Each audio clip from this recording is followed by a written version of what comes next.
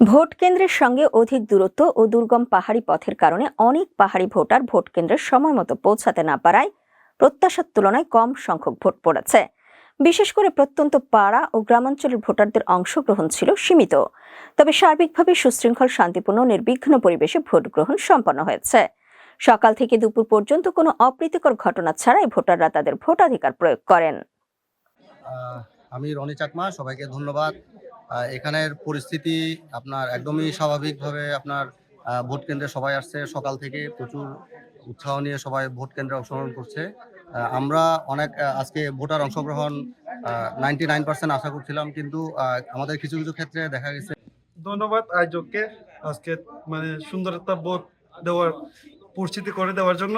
আমরা খুব সুন্দরভাবে এসে রাস্তা মহলে দেখলাম। সময় কোনো আমাদের কি সুস্থভাবে আসছে, আমরা কোনো রাস্তাঘাটে কোনো ঝামেলা হয় না। আমাদের সাথে বিভিন্ন আনসার বাহিনীর, বিভিন্ন পুলিশ বাহিনী ছিল।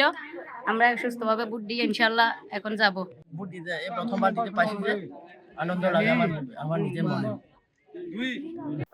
5টি ভোট কেন্দ্র ঘুরে কর্মকর্তারা জানান, এ পর্যন্ত 40% ভোট কাস্ট হয়েছে। তাদের ধারণা 50 থেকে 60% ভোট পড়তে পারে।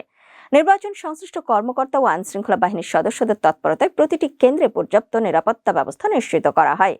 ভোটাররা স্বস্তির সঙ্গে কেন্দ্রে এসে ভোট দিতে পেরে সন্তোষ প্রকাশ করেন।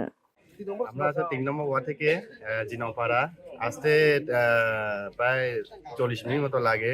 আমরা 3 মাইল দূরে।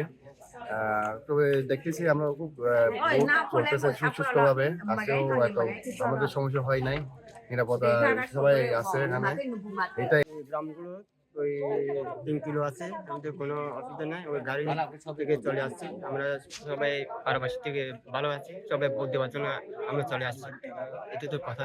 ভালো পরিস্থিতি, ভালো সেজন্য অনুভূতিও ভালো, সেজন্য দিতে আসলাম। যারা ওই বুড়া মানুষটা ওরে তো ওই আইতে পারে ওই বুদ্ধি বেলায় এখন প্রাচীন পাড়াটা বেশি দূর, এ কারণে।